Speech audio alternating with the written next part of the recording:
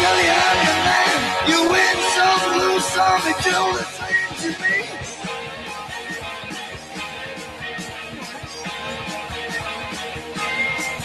The pleasure is to blame. Make no difference what you say. I'm a shade green. The only card I need is the ace of spades. The ace of spades. Playing for the high road, dancing with the devil, going with the flow. It's all a game to me.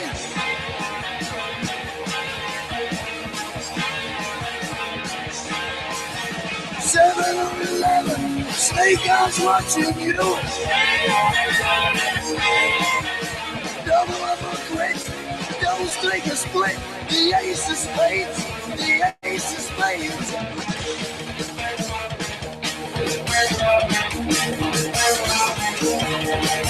You know I'm going to lose, and gambling's for fools, but that's the way I like it, baby. I don't want to live forever. And don't forget the Joker.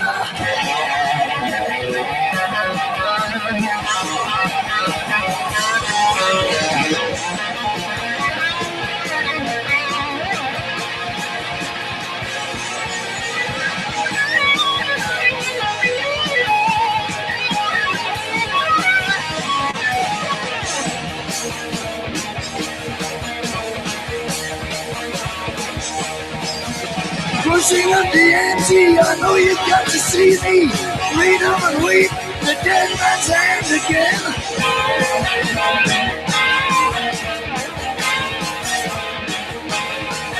I see it in your eyes, take one look and die. The only thing you see, you know it's gonna be the ace of spades, the ace of spades.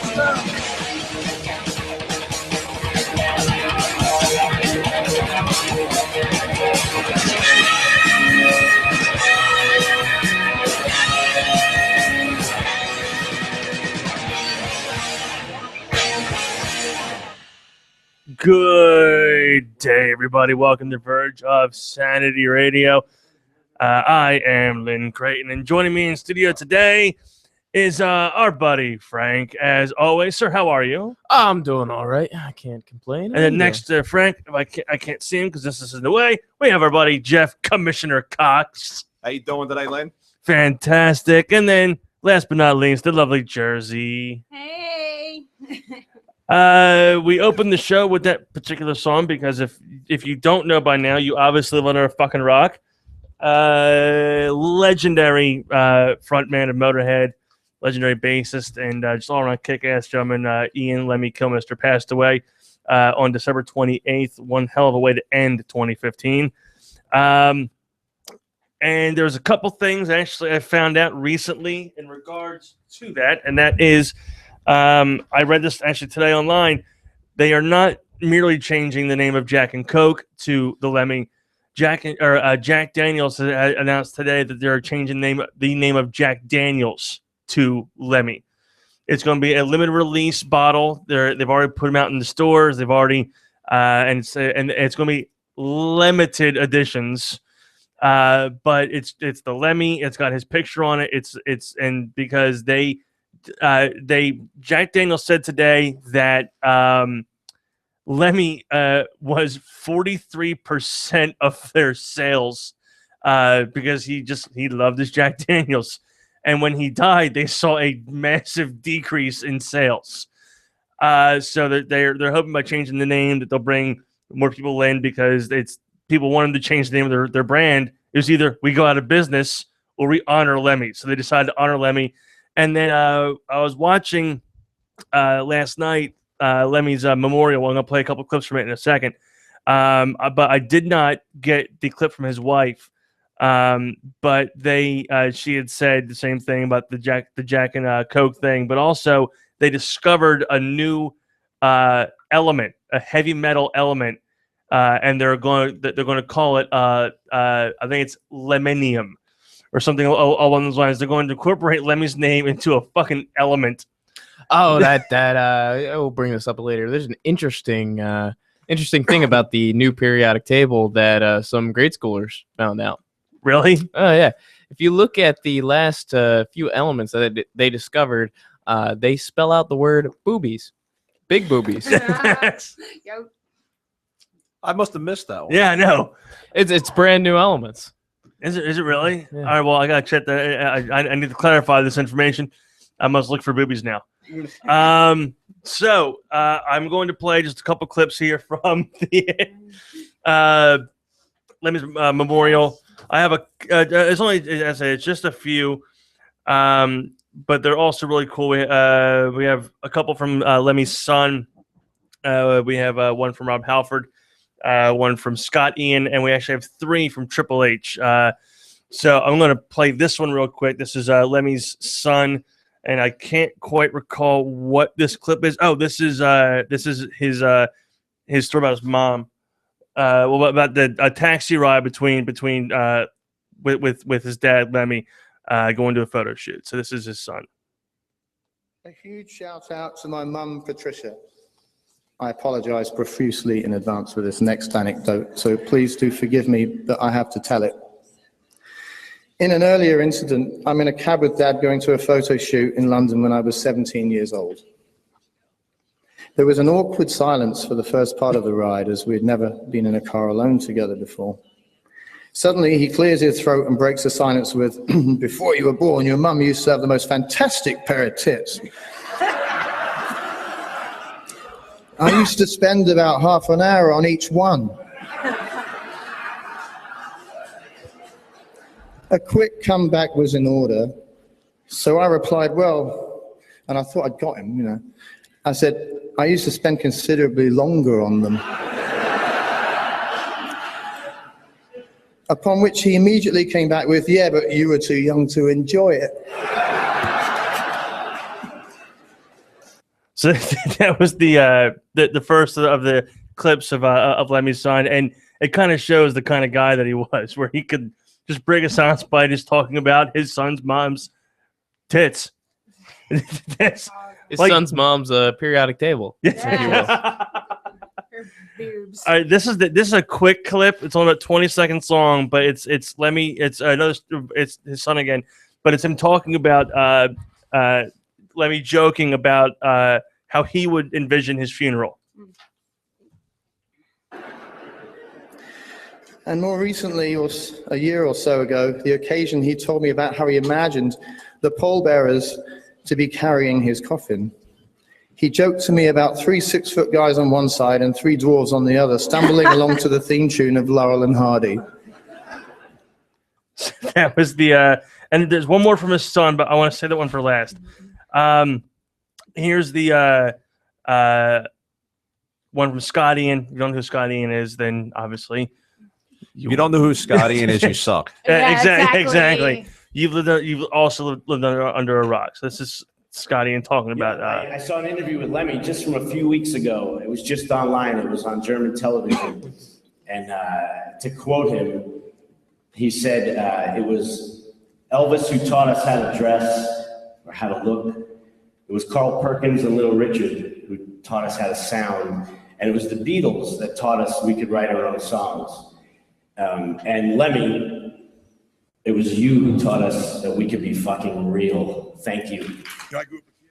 So that was again that was true. But the other thing that he said, and I couldn't find it clear enough in the audio, was he was talking about buying the Ace of Spades album, and he was supposed to do a quote about Motorhead for the Everything Louder Than Everything Else live album they put out.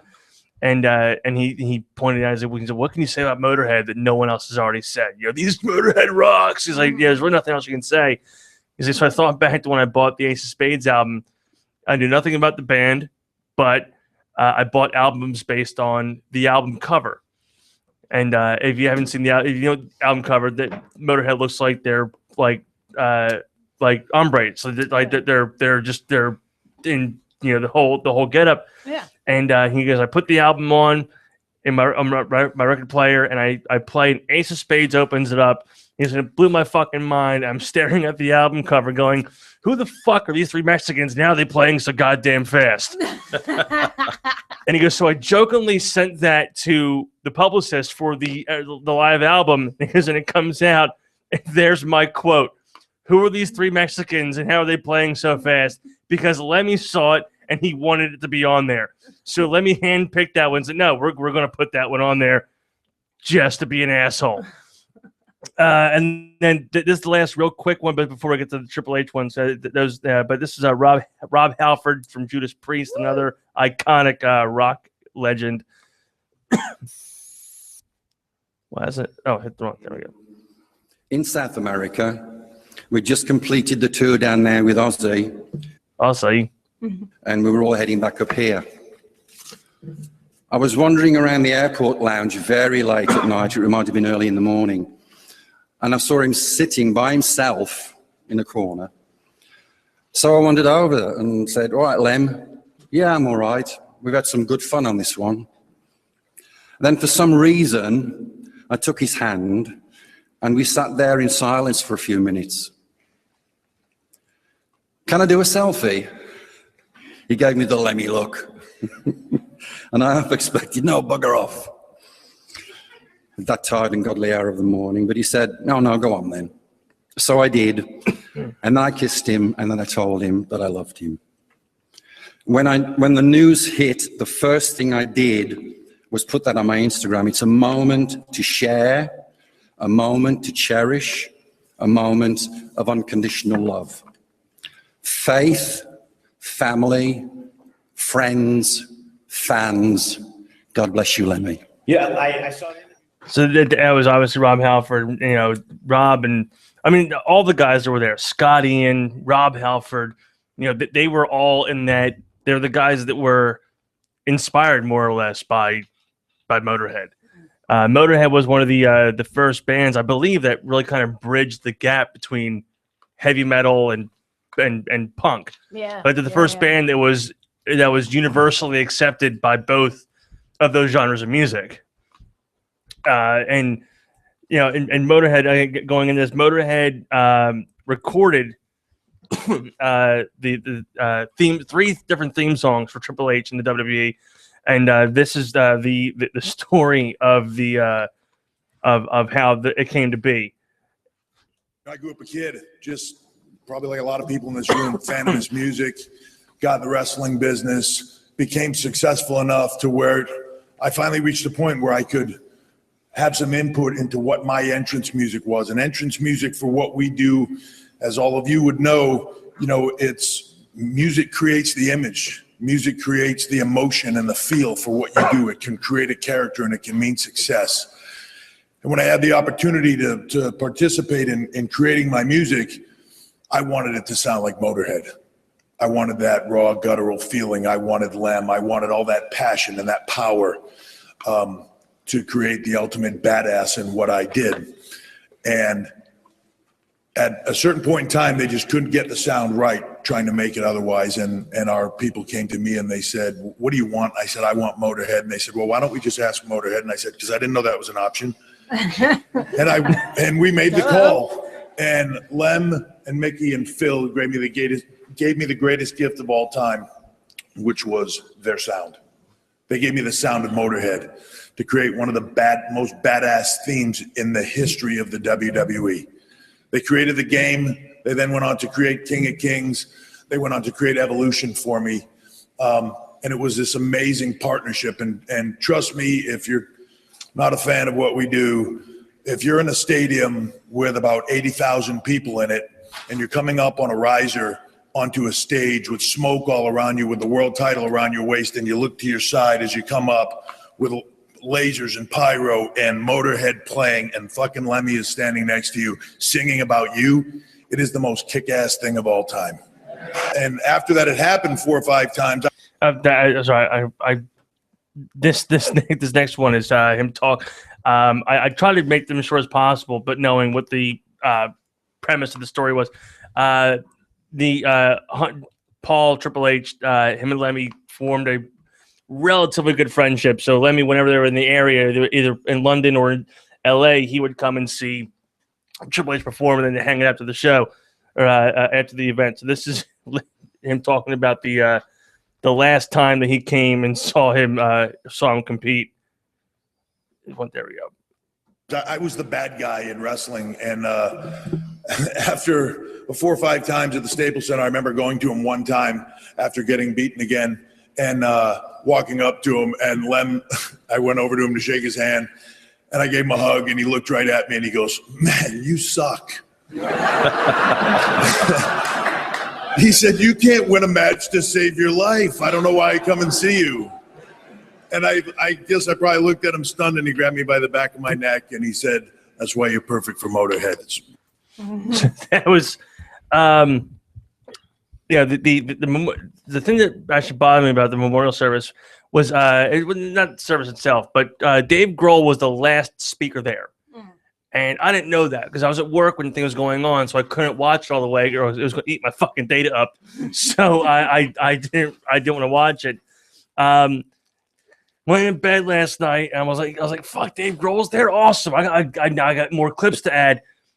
He gets maybe 5 minutes in this clip, and I guess the whatever feed was putting the audio from the mic through to the live stream had cut out, and all you heard was the audio that was there. So it was all echoey and just like shitty. And I'm like, I can't use any of these. I can't use any of these stories now. And the one, and right before it happens, he's talking about how he went to a strip club somewhere, and he went back to the bathroom, and he said he saw Lemmy in the corner of a strip club playing a video game, and he said, "Yeah, Lemmy liked his video games." He did. Yeah. That was his big thing at the Rainbow, wasn't it? They had at the they bar. had a new game put in at the Rainbow, like right before he died. Did they really? Yeah. And he was like, he's playing the video game. So I walk up to him, and he's telling a story about how he wanted to Lemmy, and he said, "I play in the Foo Fighters, and I played in Nirvana." And you're an inspiration to me. And he goes, and the first thing Lemmy said to me was, and then the audio cut out. And I was like, fuck, man. That would have been the best story possible. And the audio is like, nope, you can't hear it. So here's the last. That sucks. Yeah. And then it came back on again. And it was that echoey, just the audio from inside the building, not really streaming through, to the stream itself anymore. So these are the last 2 clips. This is the last one from Triple H telling a story about going backstage before a Motorhead concert and seeing some of the other rock bands that were there and the difference between their backstage appearance and Lemmy's backstage appearance. And then we're going to close this whole memorial thing out with the final clip from his son. So this is the story for me that encapsulates a lot of that. I went to a show. We were in Phoenix. There was a stadium show that was going to be playing the next day, so I stayed over with my wife, and Motorhead was playing, and there was a bunch of other iconic rock bands, heavy metal bands that I won't say the name of, just in case you're embarrassed by the story. But they were all there, and we walked in backstage, and Todd was with us, and as we're walking down the hallway, I'm passing by all these iconic heavy metal stars that I am in awe of, and I'm looking at all of them, and they're wearing Bermuda shorts and Hawaiian shirts, and they've got glasses of wine, and there's incense, and there's it's not at all what you would expect growing up as a kid. You know what I mean? Seeing all this, and this is what, as I'm going down the hallway and I'm seeing all that, I'm thinking, wow, this is just so different, because a lot of these bands I'd never met before. And then I get to Lem's dressing room, and Todd opens the door, and I go to step in with Todd. He goes, "Lem, H is here. And there are 2 topless girls. There's a pile of blow, a bunch of pills. Lem has a towel on and another towel on his head, like a big giant turban." And he's like, "Come in." And as I go to step through, he says, "With Steph, my wife." And Lem goes, "Shit, close the door." And they close the door. We stepped out, closed the door. A couple minutes go by. We open the door back up to step in now with my wife. Everybody has clothes on. Lem's got pants on. The drugs are miraculously gone off the table, which I'm only assuming he did all of. So before we close this segment out, because unfortunately I was only hoping to do 2 in memoriam services today, but we had to have one more. So I wanted to cut this one a bit short. But I want to go around favorite Motorhead song. You know what? I gotta say the one you opened up with, Ace of Spades. Yeah, probably Ace of Spades. probably my favorite. Ace of Spades as well. Yeah. For Jeff. Love Me Like a Reptile. Yeah. Yeah, definitely. Ace of Spades is a great song. Don't get me wrong. But you will never hear Love Me Like a Reptile on the radio. No, You'll you hear won't. Ace of Spades on the radio. Yeah, You know. I gotta agree with you. After Lem died, I went on to Google Music, Google Play, whatever the hell it's called, and I was home on my Wi-Fi and just downloaded every Motorhead album I possibly could. And I was going through them all, and I totally forgot about Love Me Like a Reptile. And I was like, yeah, you know what? Yeah, I mean, I like Ace of Spades, but again, you hear it everywhere. Yeah, You I know, mean, you got so many other songs. You got Dr. Rock. Oh yeah. I can't even think of any others on top of my head right now. But there's so many other songs. But yeah. All right, so here is the last clip, and this this is Lemmy's son, and I was talking to Emily last night, and I decided I was going to end it with this one because it's not a funny story, nothing like that. It's just more or less a father or a son saying goodbye to a father, and it's kind of a heartstring tugging kind of a thing here, but it's about so check it out. He was not a conventional father. He wasn't around when I was growing up, but I never once felt betrayed by him over that. I never once harbored a shred of blame against him for it, because he was truly a free spirit, and I recognized that in him from the first time I met him, when I was 6 years old, on a cocaine deal. I wasn't buying it. He had a definitive goal. He knew exactly where he was headed, and in order to fulfill that goal meant that he had to keep his eye on the prize. He never compromised on that, not once. He removed every obstacle in his way through his sheer willpower and frenzied determination. He made huge personal sacrifices, and it did get to him. He may not have showed it, but you could occasionally sense it. But he just pushed on resolutely as he understood that it was necessary to do that in order to make it all happen. And it became my mission to reveal to him, beyond any shadow of a doubt, that I loved and admired him more than anything else in this world for being so true to himself. It didn't matter to me that we didn't get so much time together in my early years, because to me as a child, he was an enigma. I was fascinated by him, and I only ever felt love and admiration for this wild, long-haired man who was cooler than everyone else in the room at any time in any place. I, like us all, were drawn to his unassuming magnetism. They say you can't choose your parents. Well, I won the lottery when I got Lemmy. Because Lemmy Kilmister was my father.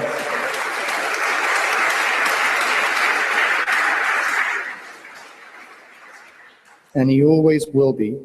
And nothing can ever change or alter that fact. And I would not have it any other way. You were perfect.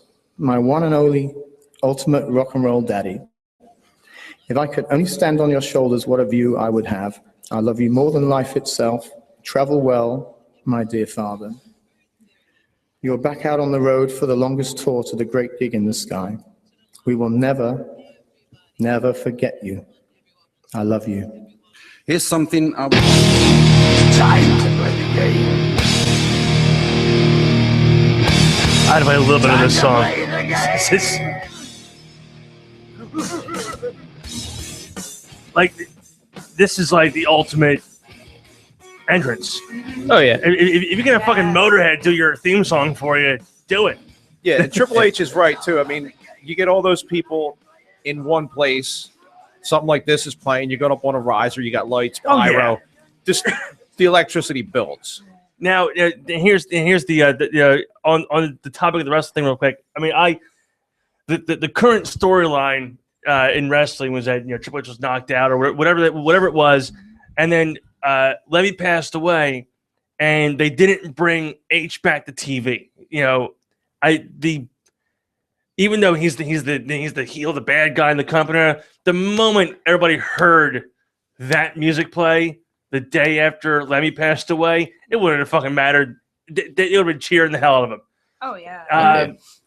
But they did do a very, very nice and a very awesome tribute package to him. And they actually, if you can still watch the full memorial. It's like 2 hours and like 2.5 hours long, something like that. You can find it on YouTube.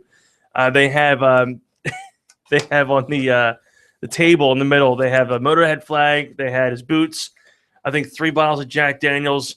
His hat, and then next to the Motorhead flag, which is folded up in one of those one of the flag boxes, was a WWE flag that they brought, and then they had all the flower arrangements. But my favorite flower arrangement, and I couldn't find them talking about it in the clip or in the memorial when I was trying to edit something out last night. But one of the flower arrangements was a line of speed, and Awesome. and I really want to know who called and ordered that particular flower arrangement.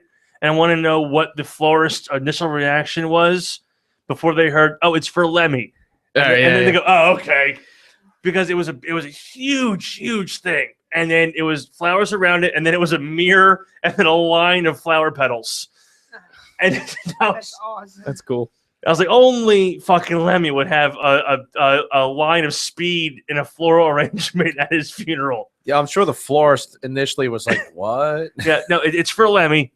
Okay. Fuck it, let's do it. Interesting fact that right after Lemmy passed, Nintendo of America released a statement, and this goes back to Lemmy's. He really liked playing video games. He loved it. Back in 1992, they released a game, Super Mario World, and one of the bosses in that is Lemmy Koopa. And Nintendo of America confirmed that Lemmy Koopa was named after Lemmy of Motorhead. I forgot about Lemmy Koopa.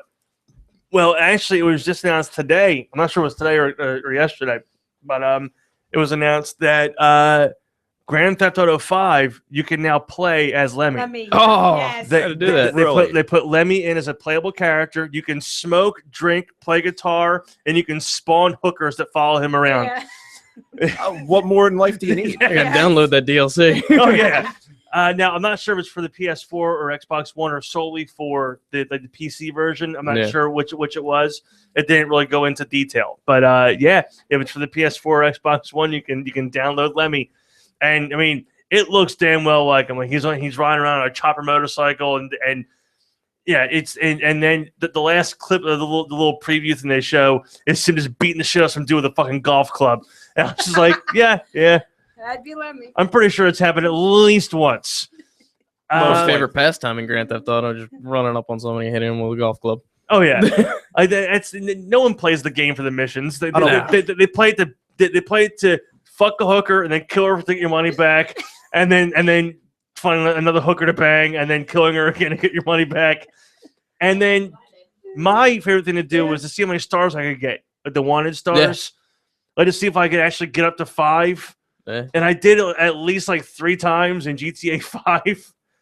And they send the SWAT. They send SWAT. Oh yeah, helicopters. They put the they start to send the army after the tire treads. The whole nine. It's like, oh, like holy shit. What's the cheat code to get rid of all the stars? There's no cheat codes online.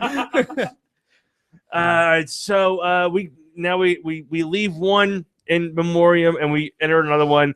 But first, I have to bring this up because it happened in between Lemmy and the next gentleman, and that's Natalie Cole. Natalie Cole passed away on New Year's Day. Yeah. Now, granted, she wasn't a rock singer, so unfortunately, I don't know much about her. I know that her father was a fucking legend in that generation of crooning singers. You know, Unforgettable, Lazy Hazy, Crazy Days of Summer, Mona Lisa, all those songs, they were phenomenal.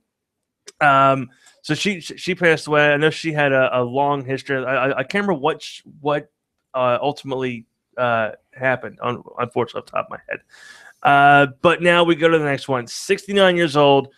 The second person that cancer stole from us. Are you gonna do a break? Maybe play a song for him as well. Yeah. I think we'll do that. Here's the thing. I want to ask everybody here. Has anybody heard the new album?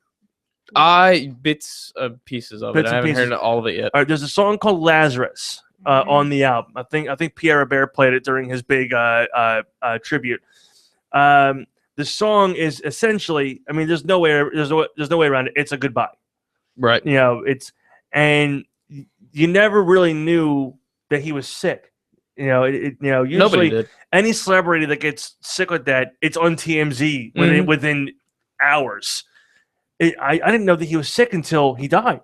Yeah, nobody else Until did. said that he was 18 months fighting cancer, and he released the album to more or less coincide with his death. It was a final goodbye, a thank you to the fans and the whole nine. So I've kind of had a toss up between playing the Lazarus song or Space Odyssey. I'm going to vote Space Odyssey. Space Odyssey. Yeah. I haven't heard Lazarus. Go with Space Odyssey. Space Odyssey. Yep, I'm down with Space Odyssey.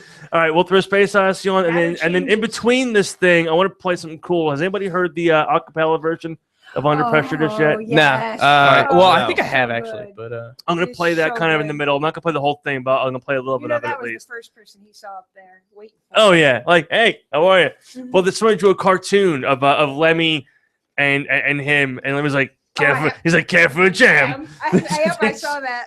I have that. So yeah, that's what we're gonna do. We're gonna play Space Odyssey and then come back for a quick. Well, not really quick. I think this might end up going quite a bit longer as well. But we're gonna do Space Odyssey, which is our buddy David Bowie, who unfortunately passed away a couple. Was it last week? Yeah. So this is the beginning of our in memoriam of David Bowie. This is Space Odyssey here in Verge of Sanity Radio. We'll be back in just a little bit.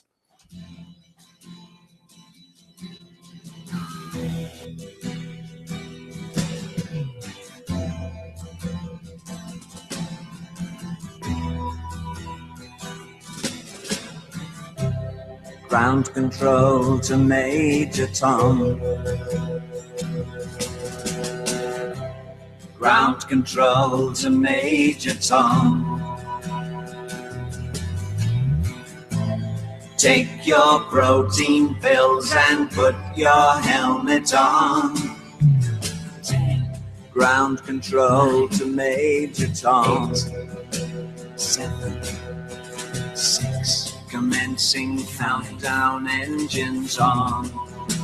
3, 2, check ignition, and may God's love be with you.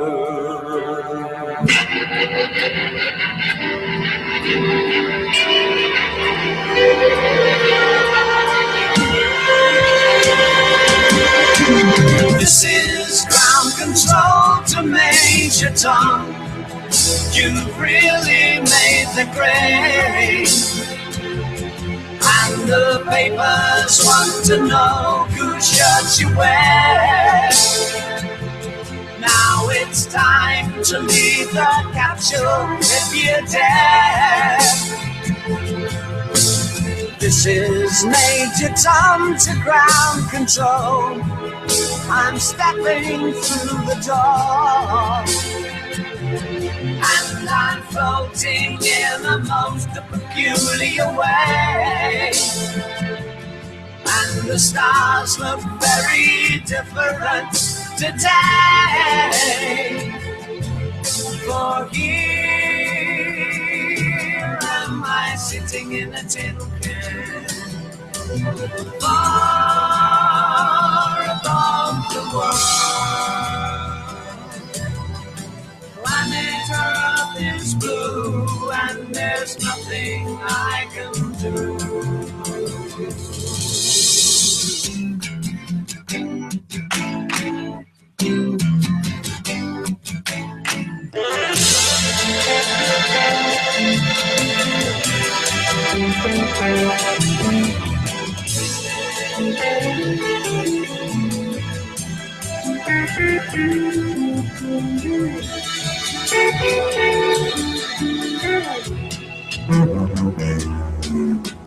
Though I'm past 100,000 miles, I'm feeling very still.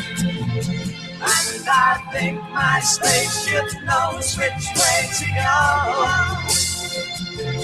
Tell my wife I love her very much. She knows. Ground control to Major Tom, your circuit's dead. There's something wrong. Can you hear me, Major Tom? Can you hear me, Major Tom?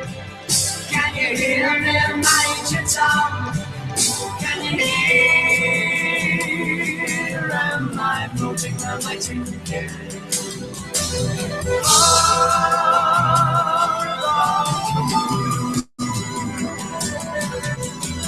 Planet Earth is blue, and there's nothing I can do.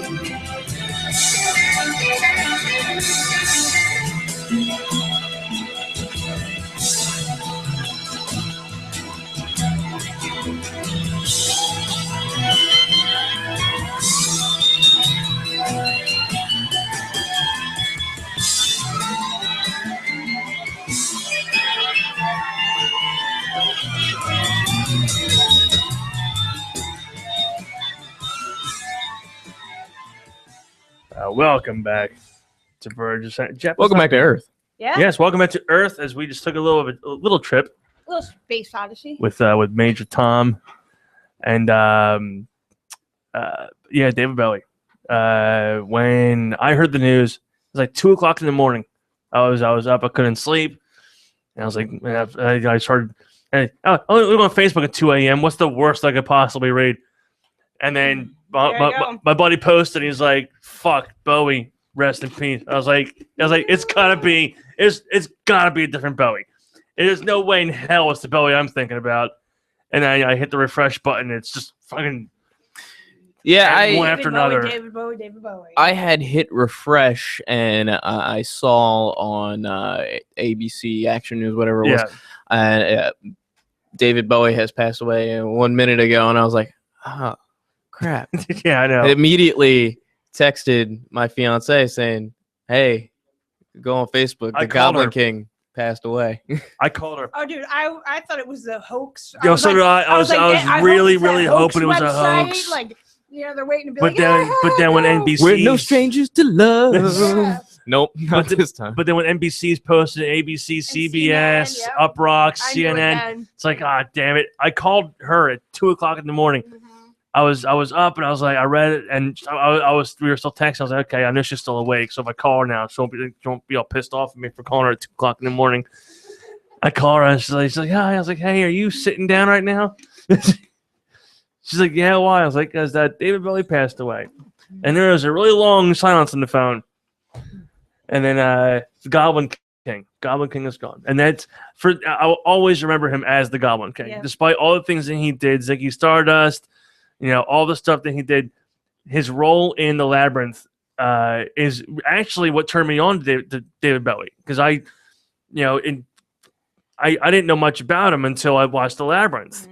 And then I found, oh, wait, this guy's been doing this shit for years before this movie? Awesome. Yeah. And then I went back and listened to all the old stuff, all of his older music. And God damn it, his hair was fucking fantastic in the Labyrinth. And he's the only one man I know that can make a codpiece look hot and tight. God damn it. That fucking, that unnecessary large crotch piece in that movie. That was all Bowie, but the problem is that you watch it and you can't not look at I didn't notice it. Bullshit. Are you trying to tell us something, Lynn? Jeff, did you notice it? No. I didn't even know he was wearing one.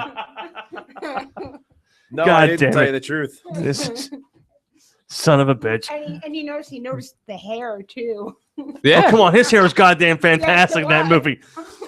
And I knew he had a crystal ball, but and that wasn't even him. He admitted that that when he's sitting in the window spinning the crystal ball, Yeah. it's somebody else's hands coming out from underneath him, twirling them balls around.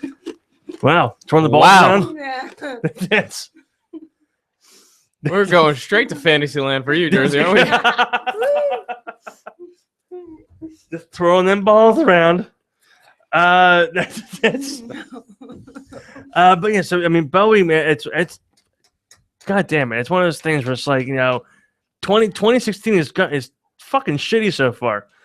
When it comes to celebrity deaths. Well, Lemmy was 2015. So 2015 ended with Lemmy.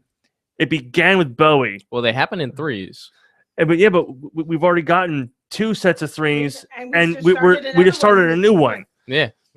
There's the third one coming. So there's 2 more coming now. Or is there 2 more coming? Yeah, or one more because coming? I mean, Somebody else died today. to go over them all, you have Lemmy, Natalie Cole, and David Bowie. Then you have the mayor from Ghostbusters, the guy who voiced Robin Hood in Disney's Robin Hood, Alan Rickman today, and then Celine Dion's husband. All right. Also cancer. So yeah, we have 2 more coming now. Interesting. Don't turn 69 if you have. Yeah, and right now, Snipe. Alan Rickman. yeah, Rickman, yeah. And but we were sitting out before it hit the air. I googled Tim Curry on my phone, and I got a bunch of like Twitter tweets. And one was Tim Curry, 69 years old, and he's British. Somebody go save him right now. Yeah. And then there was Tim Curry's British and from the UK. I bet he's shitting bricks. Like it was all. What was yours? So I said put him in a cryogenic bath. And freeze him. Yeah, it was Tim Curry. It was Tim Curry's British in '69. Somebody put him in a cryo freezer now. I mean, yeah, because with the luck so far, what Rickman was 69, Bowie was 69. No, Lemmy had just Lemmy turned was 70. Yeah. just Lemmy just turned 70. 2 days, so that's close enough to be 69. Yeah, it is. I mean, with Lemmy, I mean, not to go back to the Lemmy thing, but I mean, he was told he had what they said 6 to 8 months or 6 months to a year, in 2 days drops. Yep. I mean, there's no way that he didn't have this long before they found it. Yeah. And with all the appointments and hospitals that he had, they probably just weren't looking for that. They were saying, okay, well, your problem is this. We're going to just check this out. And then, I'm not saying that they found it 6 months ago that it would have been great. They said it was like an aggressive, very aggressive, rare form of cancer or whatever it was. But it's still a damn shame. So, I mean, Bowie, I got to do the same thing now. Frank, favorite Bowie song?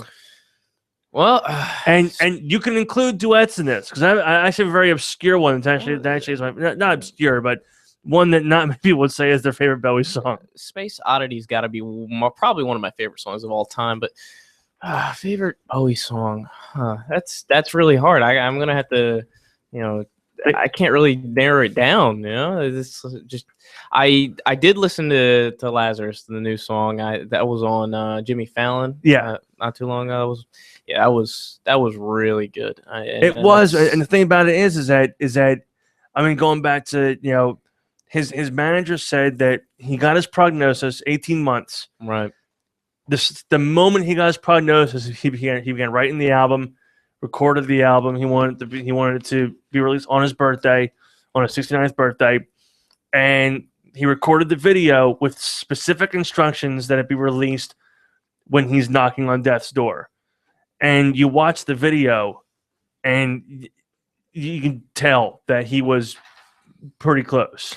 Yeah, based on just the sheer artistry of the whole that whole album, I'm probably gonna say that Lazarus probably is right now my favorite song on the album itself. Yeah, on that album. Yeah, and I mean his manager said what was it? He said that David Bowie's death was just like his life; it was a work of art. Yep. Yep. And that's really what it was. He centered that entire album around knowing for the fact that he was not going to live to see 70. It was literally his life's work. Yeah, exactly. Not to put it, not to be cliche, but that's really was it. That was his ultimate thank you to the fans. like the lyrics for Lazarus. Look at me, I'm in heaven. I've got scars no one can see. I mean, it's goddamn. All right, Jeff. I didn't listen to Lazarus yet or anything off that. The new one. Yeah, I'll have to go with probably 2 songs: Rebel Rebel and Suffragette City. Suffragette. All right. Yeah. They're just upbeat rock. Jersey. Well, I liked Let's Dance, Life on Mars. They did just that. Yep, Life the on one Mars, last yeah. American Horror Story, and Changes. I always like Changes. Yeah, Changes. For me, I mean, I Changes is a good one. to be cliche, Space Oddity. Yeah, definitely. It's a great song. But for me, I have always been a fan of the songs that not many other people are fans of. Like the ones like, fuck, you like this song? Why? For me, it's his duet with Mick Jagger, the Dancing in the Streets cover. Oh, yeah, That's good. That's a good one. Because there's actually a Family Guy episode where they play that entire video, and then Peter pops up and he goes, "This is a thing, and we let it happen." Because the video itself is very homoerotic. But yeah, so that one, but I can't really go wrong with, I can't not play this as my second all-time favorite Bowie duet, and it's the acapella version. I'm going to play a few minutes, maybe a couple seconds of it, or a minute and a half of it, so we can get some more stuff out of the way here. But this is the acapella version of Under Pressure. Yeah.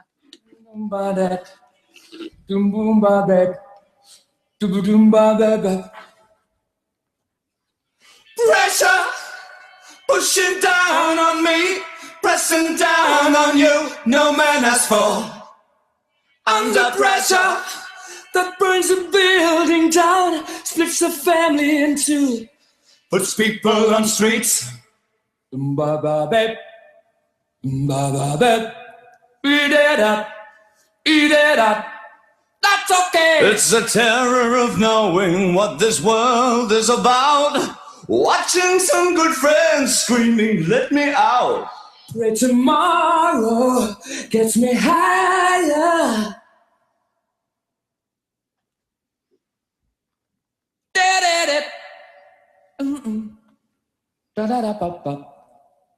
Okay. Chipping around, kick my brains around the floor. These are the days it never rains, but it pours.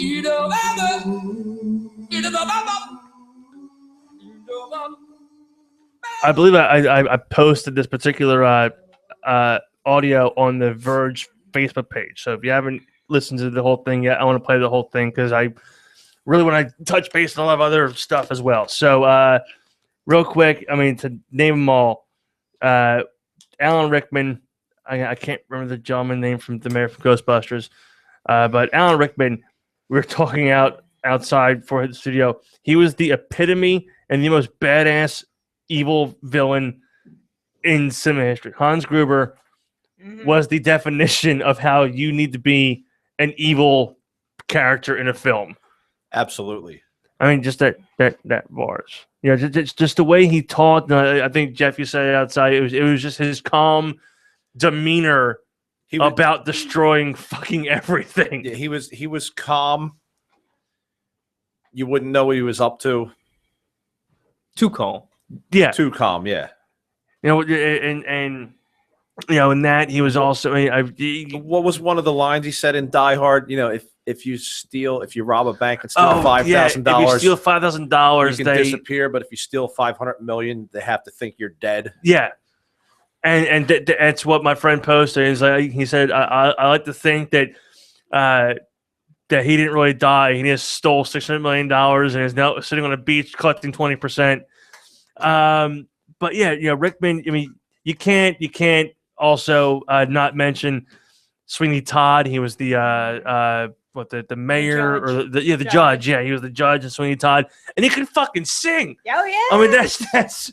I mean, even his singing voice was calm and cool and collect. My all-time favorite film with him, though. I mean, I love Harry Potter. Huh? He was the Metatron. Yeah, the Metatron and Dogma. You can't forget about that one. But my favorite film with his, and I can't ignore Harry Potter and his brilliant portrayal of Snape. But I like Galaxy Quest. Yeah, Galaxy he was Quest was great, hilarious yeah. in that. But Galaxy Quest, yeah, Die Hard. He was the Sheriff of Nottingham and Robin Hood. Yes, he was. You're right. Yeah, that was the Kevin Costner Robin Hood, Mhm. right? Yes. He, much like you associate Robert Downey Jr. being Iron Tony Man. Stark, or who else would there be? They're just way too perfect. I mean, Chris Hemsworth, he is Captain America. Yeah. He was Snape. I mean, Yeah, he was. He played it to such a T where you couldn't. Nobody else could have done that good of a job. I mean, we're saying the same thing about Die Hard, about Hans Gruber. Yep. No one else could have played that role and made it as believable Oh yeah. as Rickman did, because he was. And I mean, Kevin Smith posted this, beautiful thing on Facebook I saw that. about him. Well, did you see the one where he's standing there holding the Ken doll? Yep. That was yes. With him standing with his pants around his ankles, with that fake, the anatomically as a Ken doll line, and he's holding a Ken doll, just smiling. I'm anatomically impaired as a Ken. Yeah. But I was actually a couple years ago. I was watching one of the many Kevin Smith Q&A sessions that he's done and put on DVD. There was Too Fat to Fly, and I think Kevin Smith Burning in Hell. The Three Evening with Kevin Smith, which I think we watched the other night. But the one he has Jason Mewes with him, and which he's talking about Jason Mewes and how he grew as an actor from Clerks all the way to Jan and Silent Bob Strike Back. Like how in Clerks you actually see once in a while Kevin Smith like nudge him because he forgot to say his lines, and you see like Jay go, Snoochie Boochies. But he's like, I would always have to remind him about his lines. We'd also have to go over it all the time. He goes, until we did Dogma. I said, dude, Alan Rickman is in this movie with us. And he goes, who's Alan Rickman? He said, well, he is a very well-known British actor, been in hundreds of movies. We have to, get this right. And he said that Jay went and read and memorized verbatim, not only his lines, but the other actors' lines, because he had that much respect for Alan Rickman that he wanted to make sure he did everything perfect. And that was the status that Jason Mewes put up. Was he put up as a picture of him and Rickman, and it said, "You're the first time I ever learned my lines for a movie was because I had respect for you and still have respect for you." Rest in peace, Alan Rickman. But your Dogma. I gotta watch that again. I have to watch that. I haven't seen that. I haven't watched that movie in quite a while. But yeah, so Rickman. And we're not done with him. We still have to watch Through the Looking Glass. Yes, we do. Yes, because that was his last film that he did. It's not even out yet. It's amazing that these actors sort of live on. Here. Yeah, much like Robin Williams, he still had that one last film. Yeah, those posthumous releases. Yeah. And yeah, I can't remember what it was, but we actually ended up watching Night at the Museum 3. No, was it 4? Wow, I didn't know it got that far. Was it 4 now, or was it 3? Night at the Museum. No. Night at the Museum Return. 2 was the Smithsonian. 2 was the Mummy's Tomb. Yeah, Night at the Museum. Okay, yes, that was 3. Rise yeah, of the Lycans. Yes, no, that's Underworld. Oh. But what movie did I watch? But there's the last Night at the Museum movie. You sure you weren't watching something late at night? I might have been. I don't know. Is fell based, asleep watching Night at the Museum. Woke up to Underworld. Yeah. So David Bowie unfortunately passed away. Alan Rickman, Lemmy, the gentleman who was the mayor in Ghostbusters. I mean, there's been 2 fucking Celine Dion's husband died today. Renee Angel. He died of cancer. He died too. of cancer. But he wasn't 69. Yeah, but he wasn't 69 or he was British. He was he's- Canadian. Yeah, and he's 74. So. And then So if you're into Celine Dion, she's up for grabs now, guys. Yeah. Or girls, you know. But and then who else? The guy who did the voice of Robin Hood in Disney's Robin Hood movie. So, so enough of the depressing topics. We have a few other things I want to discuss in the next hour or so. And I'm just trying to find all my stuff here because I kind of put this whole thing together without researching anything else. Well, the MMRBQ. Yes. lineup Oh, yes. looks fantastic. It does. I see it right here, and Yeah, the lineup for that is I have pretty no good. problem doing cheap plugs for those guys because they have been really kind to us here. So you have Jackson's local shot artist Soraya, and then Red Sun Rising, Wolf Mother, 6 a.m., Collective Soul, Three Doors Down, Shine Down, and Disturbed. And that show takes place Saturday, May 21st at the BB&T Pavilion, formerly the Susquehanna Bank Center. Details at WMMR.com. Events brought to you by MMR and Budweiser, King of Beers. So that is the lineup's amazing, and I'm actually waiting now for the lineups we're going to get for Rock Allegiance, which I think it's going to be back at PPL Park again. And supposedly, New York might get their own Coachella festival, which is interesting because Coachella brings they're responsible for reuniting, bands again. They did. I think Rage Against the Machine a couple years ago reunited solely for Coachella, and then you have the other band that's going to be playing there if their singer shows up, Guns N' Roses. That's always an issue with Axl Rose. Yeah. I mean, anybody. If he can move his fat ass over there. Yeah. Sorry. They have cake, and then fucking Cake and Coke. He'll be there. Cake and Coke. He'll be there. Oh yeah. I will definitely. Welcome to the jungle. We got lots of cake. I'd love to see Slash live in concert again. So would I. Slash and Miles Kennedy. Saw that last summer. That's all they're showing up for. Yeah. Well, I saw the Slash and Miles Kennedy concert just recently, and I didn't know that he could actually talk. Oh, Slash? Yeah. Oh, yeah. Never in my life did I ever hear him speak a word. And I've watched hundreds and hundreds of hours of Guns N' Roses on VH1 and then tons of interviews. Never heard Slash talk. He's just talking, or he just kind of sits there and just. Yeah. He never speaks. And then I heard him speak for the first time live, and it was an experience. Yeah, it's like, wow, holy shit, you can talk? You've got vocal cords. But I thought you just had guitar. Yeah, I caught an interview with him somewhere one time, and he was actually talking, but he was dressed like he normally does. Yeah, and his hat and whatnot. His hat and his hair covering his face and whatnot, and he's I don't think the hat comes off. They were saying something to him. And so to his head. He said, it's not cool for rockers to talk about investing their money in T-bills and things like that. So he's like, I just don't talk a lot. In other music news, Avenged Sevenfold has ended their relationship with the Warner Brothers. I saw that. And they're not breaking up. They just left the label because they were trying to fuck them. Essentially, that's what it was. They could probably get another label. Oh, they're going to. What it comes down to is they hadn't negotiated with Warner Brothers about their contracts and since their inception of the relationship. So they decided to part ways, but they want everybody to know that they're going to release an album. They're in the middle of recording an album, and they can't wait for everybody to hear it. So we're looking forward to hearing some new Avenged Sevenfold stuff. Although, to be honest with you, I'm not sure if I'm a complete fan of the last album. I do like it, but it wasn't very. The Hail of the King or not? Hail of the King. Yeah. It wasn't as Avenged Sevenfold as it could be. I thought. Honestly, I kind of thought it was almost Metallica.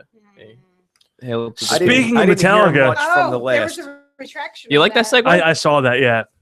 Metallica's lawyers actually sent out a cease and desist letter to a cover band called Sandman, and Sandman uses the same kind of the lettering of Metallica, like the first S and then the N in man, where it's kind of all jagged and The lawyer sent, the lawsuit, threatening a lawsuit against them and the whole nine.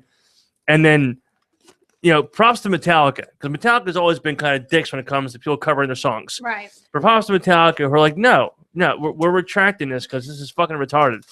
Cover bands only make what, $10, $15 a show when they split everything up, and then they have to pay for their gas and travel and the bar tab they've jacked up for the last 5 hours. Yeah. Yeah, they walk out like $3 for a burger from McDonald's. Yep. Yeah. Hey, I just paid $3 for a burger from McDonald's. Did you really? That was my dinner tonight. Awesome. Yeah. Yeah, That I shows heard the about that. it shows the Verge of Sanity budget. Yeah. Where do we get our company credit cards? I don't have no clue. I'm just waiting for mine for 3 years. It's in the Damn. mail. Emily actually reminded me of something. Does everybody here know that Axl Rose's name is an anagram? Yeah. Yeah. Do you know what it's an anagram for? I forget what it is. It's oral sex. Yes. Yeah. Really? If you write his name down and rearrange the letters, it spells oral sex. Oh, wow.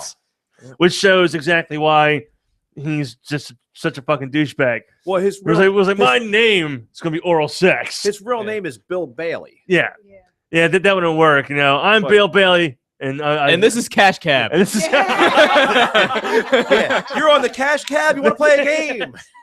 so. But I no offense to Ben Bailey, who Oh, is yeah. the host of Cash Cab. His stand-up is absolutely hilarious. it is. But Bill Bailey, it's not going to sell many records. No, it's not. Not many rock records. Comedy records. Yes. It might sell country records. Yeah, I can see Yeah, that. Yeah. Bill Bailey and the Crooners, or Yeah. Oh, it could sell some Oh yeah. some good How y'all doing? even some Mine- like mine some is Ben soft rock. Bailey. yeah, But- some easy listening. Yeah, you know. some easy some Dinner- Kenny dinner G type music. stuff. Yeah, dinner There you music. go. Bill Bailey and the Crooners. There we go. Phew. At least he's got a backup plan now. Yeah, exactly. We'll have to cut the hair though. Also, what are you doing? Oh, he just has to put it in a ponytail. yeah. That'll work. But the thing with Axl and his fantastic band, I'm not discrediting Guns N' Roses at all. I will happily and gladly discredit Axl Rose. Oh yeah. Axl Rose has been a giant flaming turd for the last like 20 years. And anybody who's listened to the show before knows very well that when Axl Rose is mentioned in my presence, I begin to twitch. But I'm trying my best not to do it this time. I was at the show, the last show GNR played in Philly. Not the last one, because they came to the Tower Theater years after this. And but it was one show Axl just decided, yeah, I'll play tonight, and just didn't show up. Thanks, Nickelback. And the opening band comes out and they play, and then they leave. And like 45 minutes goes by, and I'm in the raised seats, but there was no pit. They had seats down there, and there were those chairs that were held together by the plastic pull ties. And like 45 minutes goes by, no GNR. I'm like, all right, typical rock band. They're gonna come on stage a little bit late. Hour and a half goes by, no GNR. And I looked at my buddy. I was like, I think it may be in our best interest to slowly back the fuck out of here. So we get up out of our seats, and we are not even 10 feet from where we were sitting when I guess one of the Wells Fargo employees or employee walks out, and he's like, yeah, unfortunately, Mr. Rose has Is a dick. yeah, more or less. So Mr. Rose has not arrived at the arena yet. We're trying to reach out to his manager or his publicist or whoever it was to find out what's going on. But as of right now, the event tonight is canceled, and there will be no refunds issued. Oh, and then you said that word. And the chairs that were held together by plastic pull ties was a horrible thing to have amongst people who smoke a lot and have lighters, because they can easily burn those ties off, which is exactly what they did. They started burning the ties off, chucking chairs on the fucking stage. Like once one guard came out to try to get because there were chairs, like there was shit flying at this executive that it wasn't his fault that Axl's a douchebag, but he was the guy that was right there. He was the guy that came out and said, yeah, sorry. They were shooting the messenger. Yeah, they were shooting the messenger, and this big fucking guard comes out to try and protect him from the projectiles, and this folding chair comes flying up the stage and cracks his guard in the skull, and he drops. And I'm like, dude, do we just see someone get fucking murdered? But Yeah, let's get the hell out of here. And we were gone. As we're leaving, there's fucking cops pulling up, and I'm like, I'm happy we're leaving here now because I don't be an accessory to murder. honestly, I don't even consider that to be Axl Rose's biggest sin against man, and it's got to be during that fateful Guns N' Roses Metallica tour with James Hetfield's accident when he burned himself. Oh, yeah, when he burned himself. What was that, up in Toronto? Yeah, Montreal? something like that. Yeah, and Gene refused to play, or something like that. Well, at the beginning, they refused to play. I think they did eventually play, but yeah, they're like, no, we're not gonna cover for your vocalist who's horribly burned from pyrotechnics. Yeah, we're just gonna fuck the fans. Yep. And then, but it was 5 years or so after they screwed the Philly fans that one night, and they announced a week before the show they're going to be at the Tower Theater. It was like, we're going to be at the Tower Theater on June 4th. Tickets go on sale May 29th. Tickets are $100 at the Tower. I haven't paid $100 for the Tower Theater for any show. What are those tickets, like $5? Oh yeah. Yeah. And so they're not that much there. It's not a big arena. With GNR going on tour again, the original lineup, I'm happy. I've always told myself if I go see Guns N' Roses again, I would only go if it was the original lineup. It was Slash, Axl, Duff. I'm pretty sure. I think Izzy's not. I don't think Izzy's doing the tour, but if as long as it's Slash and Axl, that's enough Guns N' Roses for me. It could be three guys I don't fucking know. Yeah. Slash and Axl were Guns N' Roses. They were the poster children for Guns N' Roses. Honestly, though, Slash and Miles Kennedy play the shit out of they Guns N' Roses hits. They do. But I've said it out. I've said it to buddies of mine. I will. Number one, they're asking for $3 million a show when they go on their stadium tour. Well, and I'm actually really curious as to who exactly is asking for $3 million. It's Guns N' Roses. I mean, who it's within probably Guns N' their Roses? manager. It's probably their manager, or it's probably fucking Axl. Yeah, exactly. He needs more plastic surgery to pay for his K habit. Plastic surgery, no suction surgery. Get the vacuum out. But I read online and I saw that when they do eventually tour, the projected ticket amounts will be anywhere between $150 and $250 for starting prices for the tickets. It's not for front row seats. I think $150 is going to be the cheapest amount of money you're going to pay for tickets to see GNR. Yeah, that's just ridiculous. And if that's the case, I like them, but not that much. No. I've never paid that much for any concert ever. Even when I saw it was Metallica, Limp Bizkit, fucking why? It was Metallica, Limp Bizkit, Metallica, Limp Bizkit, Mudvayne. That's a hell of a line. Oh, that would have been the Summer Sanitarium. Yeah, that tour, one. Yeah, 2004 at the Vet. Yeah, at the Vet. Yeah, and I didn't even pay that much money for that. No, for those bands. I think I paid $40. Yeah, and I was on $40. Yeah, 200 even level. when I did all the Ozfests, I don't even think I paid that much for Ozfest. Yeah, Ooh, Ozzy's coming and playing in the area in at August. the BB&T, the final tour. Oh, Black Sabbath. Yeah, I'll be there. Yeah. Speaking of final tours, something happened on New Year's Eve that is kind of a shock. But who's drumming on that tour? Bill Ward's not drumming. Who's No. drumming? Honestly, I don't know. It's a guy. He used to drum for Zombie. Like, he's a very qualified drummer. Okay, then. I just can't remember his name off the top of my head. If he's played for Zombie, then I have no. No quarrels. I saw the original Sabbath at Ozfest 01. Mm-hmm. I was there. Hell of a show. Oh yeah, it was. Awesome. Slayer was there. Manson was there. Oh, that's a good show. Disturbed was on the stage. Yeah, the early second in the day, stage. and David Draymond actually took a cordless drill, and he was saying something. And I'm like, watch me do this, and he stuck a drill up his nose. Oh yeah, he's wild. Yes. It was crazy. Oh yeah, he's Wild fucking dude. nuts. Yeah, and I was actually mad because a couple years after that, I won off another radio station. A cordless drill? No, it wasn't a cordless drill. It was when 10,000 Fists came out. Yeah. Right. I won a meet and greet with Disturbed Oh, yeah? at Tower Records in Northeast Philly, and I could not get off of work. Oh, I So remember I- I'm Oh quitting. man. So I'm out. I actually was able to give that away to somebody. I had to write a letter, sign it, and send it back to the radio station telling who I relinquished it to. and I gave it to a friend's son, and he was grateful. I told him, I said, look, you can go to the meet and greet, but I want the autographed CD. Yeah, So I have the autographed CD. Easily, probably my favorite band of all Yeah. time. They put on a good show. I so. went and saw it, Mayhem Fest a couple years ago. Rob Zombie was the headliner, and he was doing a big meet and greet. It was him and John 5 were doing a meet and greet out, and I ended up buying his album, The Venomous Rat Regeneration Venom, where the fuck the album was called, but I bought it on vinyl.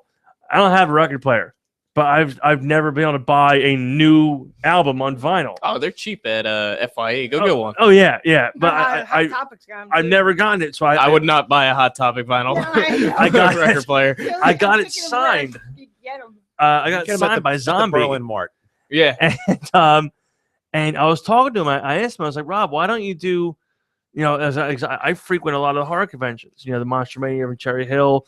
The Comic Cons. Why don't I asked him? I was like, why don't you do the convention circuit? And he gave me the best answer possible. He's like, because when you go there, people there will walk up to you with like a marble bust of your face. Can you sign this? And they idolize people that he's like, I don't want to be idolized. If you see me on the street in New York walking with my wife and you ask me for a picture or to sign something, I'm going to say yes. You don't have to pay $45 for a ticket to come and see me at a table where someone's going to make me charge you $10 or $20 for a picture or an autograph when I can do it for absolutely nothing. And I'm like, yeah, okay, that makes perfect sense. Just real quick before I forget, because this is written down for thank you for writing this down. Vape General. The address is it's on High Street in Burlington, New Jersey, across from Mr. What was it? Mr. Taboo Shop. Mr. Tattoo Shop. Check out their mods and many flavors for a very good price. I actually have one. I have an I Just kit, and my flavor currently have a Skyline. It tastes like orange. It's like creamsicle. It tastes like orange cream. It's delicious. So go check out the guys over there at Vape General, against on High Street in Burlington, New Jersey, across the street from Mr. Tattoo. So now to discuss this, my favorite thing to do once we enter the new year, and that is discuss the top 10 best and top 10 worst movies of 2015. The number 10 worst movie in that year was a movie called American Ultra. This was bad. Who would have thought? Who would have thought? Kristen Stewart and that guy.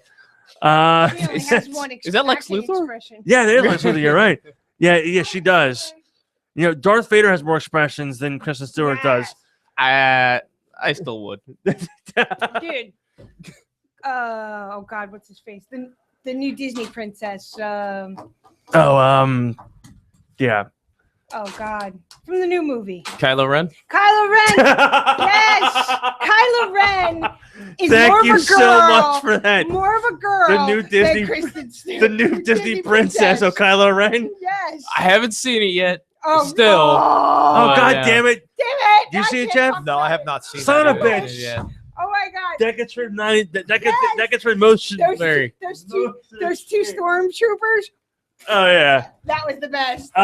So American Ultra. The next one actually we watched the other night on Netflix, which is called The Cobbler. So it's Adam Sandler, I saw that. and more or less I the watched it on Netflix. storyline. The plot is, he has a magic magic sewing thing for shoes. Shoe resoler. Shoe He got it resoler. from his father. He learned how to use it from his father, who got it from his grandfather. Yeah, and it's apparently it's magic, and if he fixes somebody's shoes with it and he puts the shoes on, he enters their life, like nobody, and no one can recognize who he is. It was decent, but it definitely belongs on the list of like one of the it sucked. Scroll down a little bit. What's that? Part transphobic fairy tale, part Jewish superhero movie, part whatever you call a movie in which Adam Sandler gorges himself in pickles. Gorges on pickles in order to restore his mind. Yeah, because you have to eat pickles. Because I'm not making this up. Yeah. When you change from body to body to body, you must eat pickles because the juice of the pickle will help you maintain hiding yourself in this body. I'm not making that up. Nope, that's the whole premise. That is right here. This is the kind of thing you have to see with a friend, if only so that someone else can confirm to you that yes, this actually happened. Sounds like a shitty Doctor Who. Yeah, without more, the timey-wimey. Or, Yeah. Quantum Leap. Yeah, Quantum Leap. Number 8, Entourage. Of course, that sucks. Yeah, I didn't even see it. Both the cinematic equivalent of chlamydia and the ultimate fuck you to everyone who's been clamoring for a Deadwood movie. This feature-length take on the HBO show gave us 2015's least profitable movie about dinosaurs. Why someone decided to reach back into the dark period of American history when bros were in the vanguard and give us a bloated mega episode involving an EDM Dracula and an inbred Haley Joel Osment as a riddle. All we know is that this carnival of pain ends with Vince and his boys at the Golden Globes, and the only award show they belong in is the Razzies. Wow. So yeah, this is a bad movie. Number 7, Fantastic Four. All right, who didn't see this I coming? didn't see it, but Yeah, I saw it from the previews. I saw it coming. Well, at least who plays Captain America? Right. What's the name of the guy that plays? What's the name of the guy that plays Captain America? And this one, I have no fucking clue. Chris. No, Chris Evans. Chris Evans. At least Chris Evans can say I was not in the worst Fantastic Four Yeah, movie. Right. like he was in the good one compared to this. That was the only redeeming quality of this movie. All right, what is about this quartet story, the ground zero of Marvel superheroes revolution that makes it so impervious to watchable screen adaptations? Not even the behind-the-scenes shenanigans can explain how muddled and misguided this hot mess in spandex is. As it slogs through an origin story, idly sets up a half-hearted conflict. Though guess what? Sue Richards, you can stay on the sidelines while the menfolk go cosmos hopping and sputters to a stop. Fox's non-MCU attempt to exploit its comic book properties feels like its own off-brand knockoff. Suddenly, that low-rent Roger Corman version doesn't seem quite so bad, does it? See, here's what I think that happens. Marvel just makes it so Fox isn't allowed to read the comic books somehow with their Marvel magic or with their evil Disney magic. Yeah. And so Fox just has to make a movie based on what they think the Fantastic Four was like. Exactly. Number 6 now, I think. Hold on. I'm not sure. I'm counting down right here. Yeah, 10. 1, computer. 10, 9, 1, 8, 2, 7, 3, right, 6. Get Hard. This actually was relatively decent, but I do believe it does belong on the list. This is the one Will Ferrell where he has to go to jail or something like that, so he hires Kevin Hart, who he thinks is a gangster. Prison rape joke movie? Yeah, more or less, yeah. That's what it was, you know. So that's all I gotta say. It's Will Ferrell and Kevin Hart. There we go. It was the prison rape joke movie. Yep. Number 5, Hot Pursuit. Is that anything like Drive? Too. Huh? Is that anything like Drive? Remember that scene in Dumb and Dumber when Harry met Lloyd, or when Harry and Lloyd liven up the road trip by creating the most annoying sound in the world? Hot Pursuit is that noise for 87 uninterrupted minutes and at a much higher pitch. Yeah. Number 4, Mordecai. I didn't see this movie, I wanted to, but I never got to see it. but I kind of don't want to see it now. I've heard so many bad reviews, and I kind of want to keep my idea of Johnny Depp, you know, at the current level that it is. Listen, they can't all be winners. They can't be, but I watched Lone Ranger, and I forgave that one. I'm not going to forgive another horrible decision by You know Johnny what? Depp. I love Johnny Depp in The Lone Ranger. I thought he did an excellent job in The Lone Ranger, but that was the only redeeming quality of that movie. Yeah, exactly. Even though he was good in it, it did not make the movie good. Yeah, it wasn't Like, enough. he could be great in this movie, but if the movie's not good, you know, polish a turd, it's still a turd. Yeah, that's... Yeah, but if you put a suit on a turd, then it's a businessman. Yeah. All right, number... Yeah, but you know, you can put lipstick on a pig and it's still a pig. Yeah, number 3. That didn't stop you. Oh! Number 3, Serena. Putting Bradley Cooper and Jennifer Lawrence together is usually a recipe for success, unless their movie is apparently a historical drama. I didn't even hear this drama come character study about an outdoorsman industrialist and his doomed enigmatic wife. So I don't know what the fuck this movie is, but apparently... I'm usually into period pieces, and I never heard of it. Yeah, I didn't even know this movie. I usually like Bradley Cooper in a lot of his movies. He does a really good job. Number 2, Ted 2. Aw. Bullshit. This was a good movie. Yes, it didn't live up to the first one, which I knew it wasn't going to. But it was, I mean, it it was still it was a good movie. I don't think it belongs on this. I'm list. starting to, realize the fact that we might have another Shrek on our hands, and that is Ted. Yeah, it's possible. Yeah. All right, and now Do you think they're going to drag it out further? I think they might. I think it's possible. I don't think they're going to, but hey, if you toss money at Seth MacFarlane, he'll fucking do whatever the hell you want him to. Absolutely. And the number one worst movie of 2015, Vacation. I kind of have to disagree with this. I thought this actually was a relatively good homage to the first Vacation movie. No.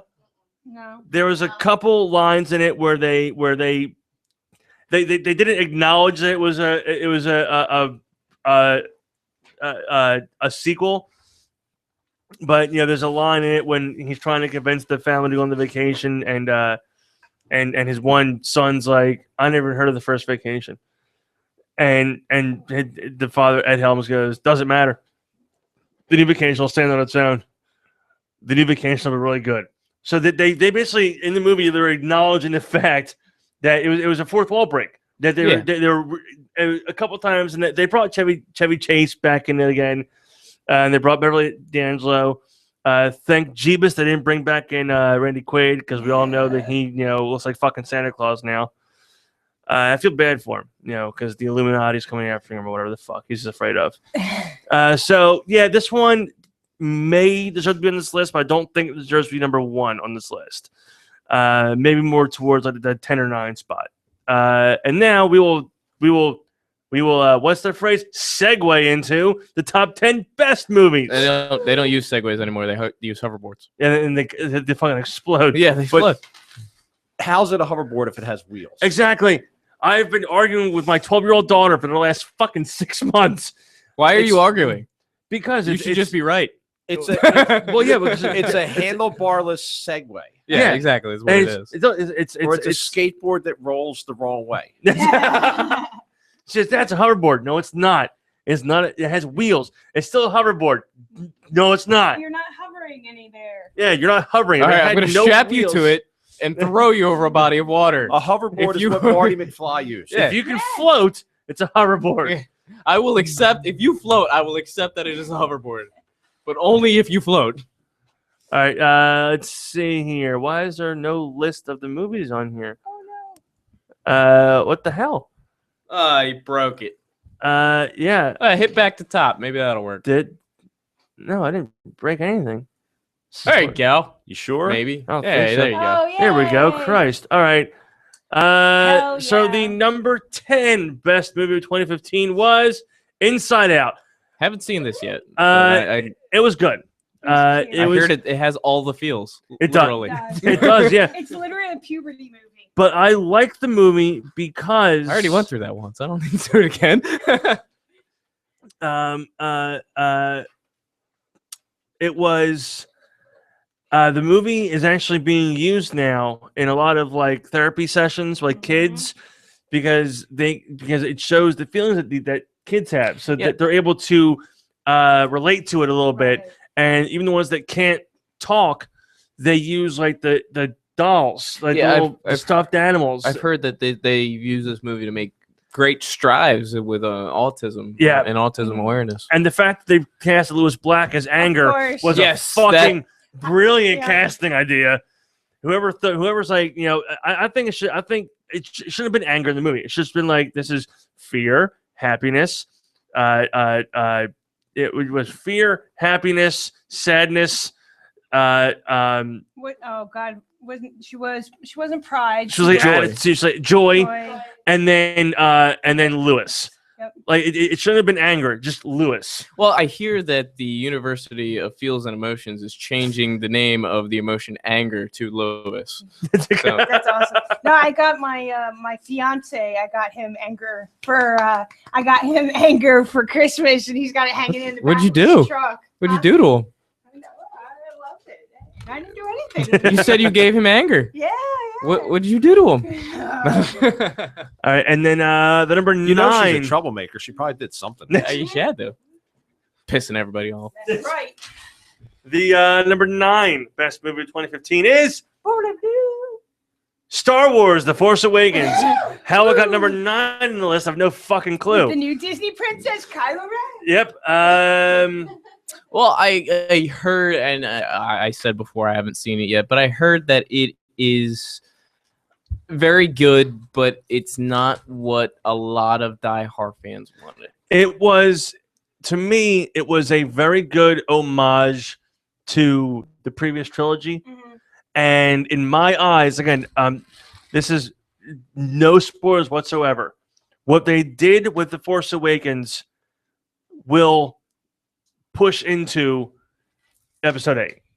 Like the way Force Awakens goes through the entire movie is done for the main reason of it will make for a Episode 8 that can follow suit in the best way possible. Yeah, I heard that the movie really felt like Empire. episode. Not in that sense, yeah, but episode 6.5 instead of episode 7. I guess I mean the fact that they brought back so many characters, yeah, like yes, you needed to bring Han back for this story. Right. You needed to bring Leia back for this story. You needed to bring Chewie back for this story. You need to bring Luke back for this story. You had to bring all them back. Did you have to bring fucking Akbar back? No. No. I think you did. Huh? I think you did. No. You have it's a trap if you don't. Yeah, exactly. But I'd have to say this was probably the funniest one to me. it was I mean, but unintentional funny. Yeah. Like they weren't trying to make jokes. But I think my favorite meme after the movie came out was spoiler alert, Rey's parents, and it was Lone Star and Princess Vespa. Yes. And I was like, that'd be fucking great. Like one point in time, there's like a merging movie between Star Wars and Spaceballs. Yeah. Like there's Rey and Chewie, you're whatever the case, flying along, and then they like wearing a strange beacon from a planet called Druidia. That would be awesome. Have you heard Some guy named Barf? Yes. Well, Bart. Well, he's dead now. John Candy's dead now, so there's no Barf. Yes, some guy named Lone Star. Anybody ring a bell? Oh, that would be. They could do horrible things with Spaceballs. They could. Just explaining why Barf isn't there. Oh, they could make some horrible. They could. Horrible humor. All right, number 8, The Martian. Didn't hear much about the movie. I didn't get to see it. Well, I heard it was good. I didn't get a chance to see it yet. I'm hoping I will get to see it. I had a feeling that it might even be on the last list that we read because a lot of people that I heard it from, it just wasn't as great as people made it out to be. But yeah, I do want to check this movie out. All right, number 7, Tangerine. What the fuck is Tangerine? That's a movie? I thought that was something you ate. Yeah, so do I. I had a tangerine before I left the house. Oh, wait, that was a Never even clementine. heard of that. All right. All right, Yeah, Sean I Baker's Indie Sensation is the movie shot on trickled up iPhones. So the movie's fucking shot on iPhones. No wonder it sucked. But the tech stuff is the only part of what amazes. Academy prudes might not respond to live wire performances from transgender actress Maya Taylor and Katana Kiki Rodriguez as 2 LA hookers working on Christmas Eve. Yeah, no. Number 6, Straight Outta Compton. I didn't see the movie, but I actually did hear really, really good things about it. Yeah. Number 5, Brooklyn. I don't know what this movie is. Never heard of that one either. Neither did I, so we're going to skip this one. Number 4, Mad Max Fury Road. I did hear good things about this particular film. She was hot. Did you see it? Yeah, she was hot in that. I heard One it arm was and all. a great movie, but it wasn't a Mad Max movie. When that left a lot of people wanting. Well, opens it up for more. Yeah, certain things, for some reason, I have an odd feeling about what the number 1 film is going to be in this list. I kind of. Anybody have a guess what do you think it's going to be? I think it's something Jurassic. I'm thinking, well, it's either something Jurassic or Titanic. Perhaps a different age. A different age. All right, number 3. Let's see what number 3 is. Carol, what the fuck is this? That's a Christmas movie. How are the top 10 best movies of the year Movies that no one's movies ever that seen. nobody's heard of? Yeah, that's Number 2, Steve Jobs. I didn't see that one. Didn't this one like just bomb to shit in the box office? I don't. You think it was No, out in the it theater for like a did. day? Yeah. I think that might have been Jobs that bombed. No. Or was it- I think it was Steve Was it Jobs. Steve I think it was Jobs? this I don't one. know. All right, number 1, movie of 2015. Spotlight. What the fuck is Spotlight? 2015. We're choked up. All right, Wrapped with hold on. admiration. And Tom McCarthy's ode to old school investigative reporting. Kudos of the year's best acting ensemble: Michael Keaton, Liev Schreiber, Mark Ruffalo, Rachel McAdams, John Slattery. No 2015 movie left me more choked up. So this is just some Yeah, it's just some Rolling asshole. Stone. This is It's like his opinion. these movies are fantastic. You need This- to go watch. All them. I did was watch this movie. All right, my favorite movie of 2015 had to be Yeah, Age what's of yours? Ultron. What is it? Age of Ultron. Age of Ultron was phenomenal. Yeah, it was. Yes. You know what Captain America's shield is made out of? What? Vibranium. Yes. You know what Hawkeye's shield's made out of? What? Spoiler alert. It's Quicksilver. Spoiler alert. But that's God damn it. But yeah, so yeah, that's also before I forget, let's not forget that It's Always Sunny in Philadelphia came back last week. Oh yeah. Great episode. I think it's solely on Netflix, isn't it? No, it's on FX. It's on FX, Network, yeah. So The fact that they actually do film most of it in Philadelphia is and the fact that they put great. Preston and Steve on at one point in time too. Yeah. They are Um, really good friends with the makers of that show. With most of the cast of that show. My favorite photo actually, I just have to see it in my my liked notifications. I shared it a couple hours ago. It was at Alan Rickman. It said, "I'm going to a very exclusive Bowie concert tonight, and you're not." Yeah, I know.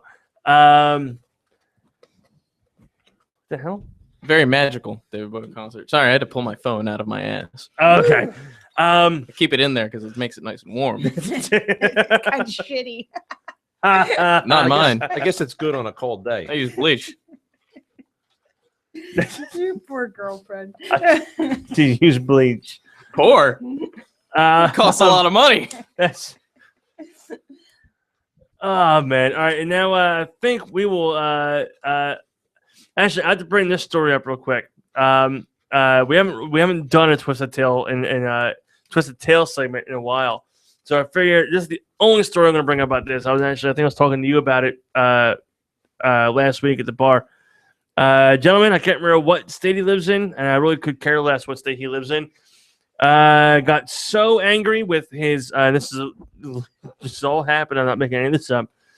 He got so angry with his girlfriend for saying her ex-boyfriend's name during sex that he killed her via pulling her intestines out via her vag.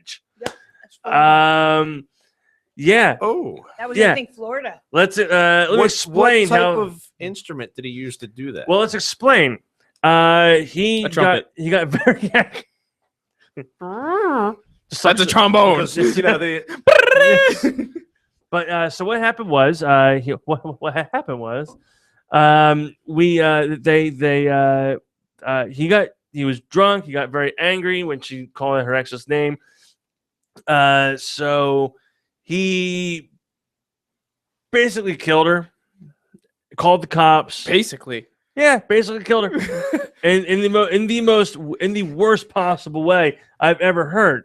Like this wasn't just I'm gonna shoot you, I'm gonna stab you, shit like that. This was like fucking serial killer quality madness.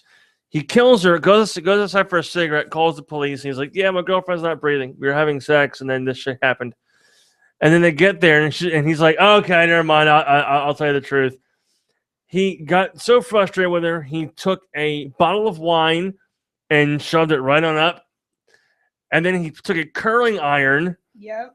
And then his fist to the elbow, and just grabbed parts of her intestines and pulled them out. And she bled to death. So that happened in Florida. Yep, Florida. South Florida. Ouch. Why Makes me is it wanna go. always fucking Florida? 2 years ago, we had a story I read, and it was Florida. It was about a guy who had sex with a hornet's nest. Ugh. Yeah, I read about that. Yeah, and he Why? died. He died due to I think he had 500 bees and hornet stings on his junk. But before he died, he finished. And the reason they know that is because apparently they found residue inside the hornet's nest. So at least he was like, okay. But yeah, he fucked the hornet's nest. I don't know why somebody would do that. Frank, do you know? I want to know, did he do it dry or did he lube it first? That's what I want to know. And Because that I mean, other that's guy- kind of What would you use, Frank? It's paper. You know, that'd be kind of right. dry. Would you do that or Astroglide it? the only thing I can think of is this guy has to have Wolverine claws, or not Wolverine, Sabretooth. That's it. Right. Yeah, not quite the claws, the daggers coming out of his knuckles, but that is some seriously tough muscular tissue up there, and that's Yeah. that is used for birthing children. Yeah, I mean that's a bad case of fisting right there. It's definitely impressive. It is. Yeah. It's Horrible, but much like one of those things like Ron Burgundy. I'm not even mad. yeah, That's amazing. Yes. You eat the whole wheel of cheese? astounded. Boy, that escalated quickly. So yeah, that's the fun shit that happened. A bunch of other stuff happened while we were gone. There was a $1.6 billion Powerball jackpot that was won yesterday by some dick who's already rich, Yeah. and that just pisses me off. California, Tennessee, and Texas or Florida. Florida. Oh, great, Florida. Again. So there'll be something else fucked up in the news now. Yeah. Oh man, I didn't want anybody to steal the money, so I hid the check up some of my girlfriend's pooter. So, on another note, segues are weird. Yeah. I just saw this meme posted by our good friend John, who also works at the Haunt. The Powerball actually went off, so it's like 5 people won or something like that. I don't know exactly. It's 3 total. And I saw this meme, and I'll do it in. I'll try to do it in the best voice that I possibly can. Who will win the $1.5 billion jackpot? Who will hit it big and quit the job they've always hated? Who will finally be able to post the $12 million in bail and get their baby daddy out of jail? Find out on the next episode of Powerball Z. That was good. That was good. Yeah, that was real good. Let's see. That begs the question: what would you do with even $1 million? Oh god damn. We were talking about this outside. I mean, if $1 million, I'm afraid I'd blow through $1 million quick. I really am. But if I were to win, be one of the winners of the jackpot, because 3 people won, that's $433,333,000 or something like that. So $400 million, you figure you'd take home probably around $250. Unless you annuity it. If you annuity it, you get the full amount, Yeah. but it's over 30 years. I mean, even $433 million, I couldn't begin to tell you. You know, I mean, it's an amazing amount of money. it is like you think about it, and you're like, all right, what? I mean, we're staying outside, walking up to the gym and going, all right, Jim, sit the fuck down. We got this. This is how the Haunt's going to be now this year.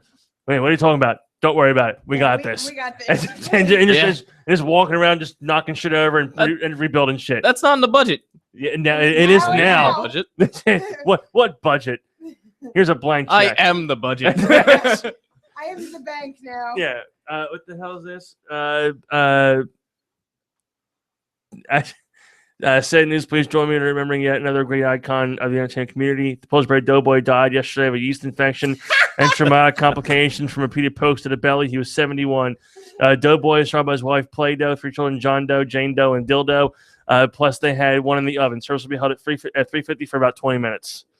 So that was... Brought to you by Pork Chop. Yeah, brought by Pork Chop. Thank you, Pork Chop. In other news, music fans were met with tragedy today as they found out that Justin Bieber is still alive and well. Oh, I yes. wish he would go already. Yeah, so do I. I don't want him. Third. I don't wish death on anybody. I don't wish bad things on anybody. But I just want I him to do go, wish a hangnail. go away. Just Yeah, go away. Yeah, maybe a stub toe. Yeah, I wish You a know, hangnail. Something on them. annoying. Just go. Yeah, he doesn't contribute a whole lot to anything. So No. Now, just real disappear. quick before we end this whole thing, I actually came across this about maybe 6 months ago, and I kept forgetting to bring it up on the show until I was sitting at work yesterday watching something on YouTube, and it was part of my recommended videos, and I want to see if I can find the clip. This is it's every Michael Jackson grunt or noise or whatever it is. This is going to get really awkward really fast. Yeah, it's going to. Trust me. All right. So this is every single one of his grunts and whatnot. I came across, actually, it was posted 8 months ago. So it's probably about that exact same time that I found it. So this is, again, every grunt, every hee and all that crap that was ever in one of his songs. So this is... Now I haven't listened to this all the way. I came across a little bit, and it got a bit too awkward for me. So I was like, all right, I'm done listening to this now. Did you feel obligated to grab your crotch and maybe put on the glove? Yeah, do, yeah. You can hear the playback in the back. Yeah. I think it's Smooth Criminal.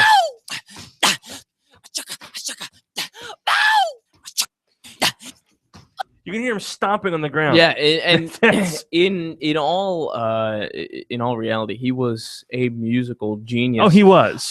Back Despite his extracurricular activities that he may or may not have done, he was a allegedly.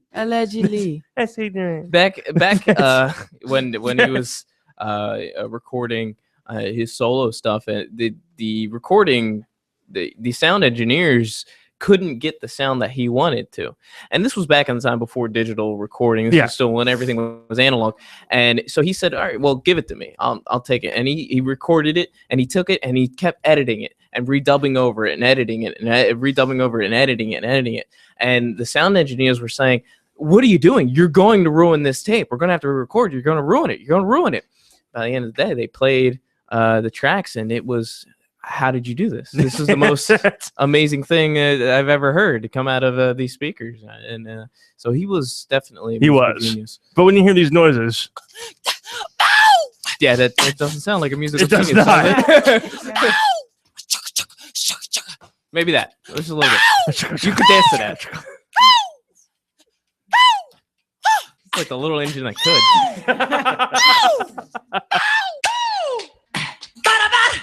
You know what it sounds like? It sounds like somebody playing Super Mario Brothers really shitty. It does. You're right. Hold on a minute. Wait. Ow!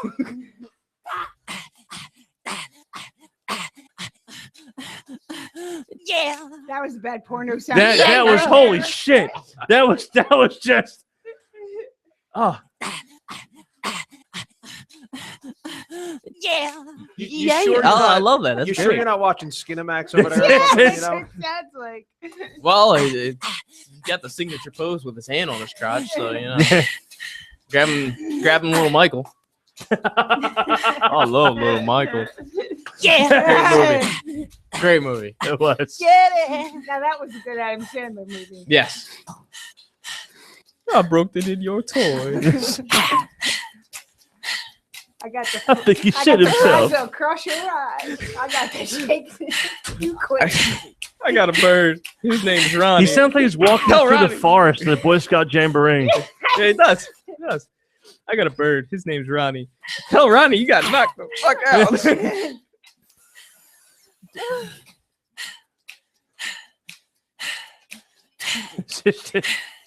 If I heard that in the woods, I think I'd Oh yeah, run. I'd be fucking terrified. Yeah, Well, that, you know, that would definitely scare I'd be more me. scared of that than Jason. this is We just play that in the background of Bloodshed. Just Michael Jackson noises Right through the trail. as you're going through the fucking trails. it's a it's a perfect opportunity for somebody to take that and you know the air quote DJs that take meme videos or vines. They take just a single clip and they make a whole song out Oh of it. yeah. That's perfect opportunity Oh for that. yes. Definitely. You could make a whole just Michael Jackson, the grunt song. the grunt song. I'm gonna post this video up on the Verge Facebook as well, so everybody wants to listen to it. Make sure you make a link to the Lemmy's memorial as well. Yes, I'm going to do that as well. I got a couple things to post up when the show's over. But where's your paper again? I need the information on the vape journal. Before we finish up, some usual, as always, quick plugs we have to get out of the way. Give me just a second. I lost my link here that I was going to be looking at for this kind of stuff, and that is let's see, CZ Wrestling, CZW Wrestling returns to the Flyers Skate Zone for CZW 17, which is going to take place on, as soon as it pops up here, there we go. It's going to take place on February 13th. It's a WSU CZW Deadly Doubleheader. And again, it is CZW 17. It's the 17th anniversary of Combat Zone Wrestling. No matches. Well, there's been a few matches announced for the event. You have Leva Bates versus Hania, Penelope Ford versus Brittany Blake, and Jessica Havoc versus LuFisto for the WSU show. And then at 17, you have Matt Tremont and Devin Moore for the CZW World Championship in a ladder match. You have TV Ready, which is Pepper Parks and Black Jeans versus Team Tremendous for the CZW World Tag Team titles. Bad Boy Joey Janela versus Leo Rush for the CZW Water Championship. And then Speedball Mike Bailey versus Sammy Callahan. And more matches to be announced. That takes place again Saturday, February 13th. At the Flyers Skate Zone. Tickets available at czwrestling.com, and we actually may have a couple to give away on the show probably next week. Aside from that, make sure you follow us on Twitter at Verge_Radio. Like us on Facebook at facebook.com/Verge of Sanity Radio. I got a shameless plug. Do you? It's my own family business. Go ahead. We'll do it. If you are looking for a DJ or you're looking for even a photo booth at your next event, please feel free to contact us or contact me. Contact DJ Frank Staff on Facebook if you're looking for anything like that. That's Mark III Entertainment. The music that you love, the soundtrack to your memories. Very nice. That was smooth. You like that? That was real smooth. That's my DJ voice. Actually, real quick, speaking of things that are smooth, I'm about to mention this. We were discussing Star Wars a little bit ago. I'm not sure if you saw the link I posted on Facebook. Lando Calrissian is going to be returning for episode 8. Oh, that's smooth. That is smooth. And my problem with that is, why did they not keep this a surprise? Like, you have he was one of my favorite characters in the movie. Next to like Han Solo, Lando Calrissian. He was the black guy. Oh, the guy who voiced Boba Fett died too. He did. You're right. Thank you. Fuck. Forgot all about him. Son of a bitch. So that's 2. So we have one more left now. Okay. So cheap plug from Frank. It's a Verge _Radio on Twitter. Verge_Radio on Instagram. You can follow me on Twitter, which I'm going to get more active on starting this year, which is, I believe I'm Verge_programming.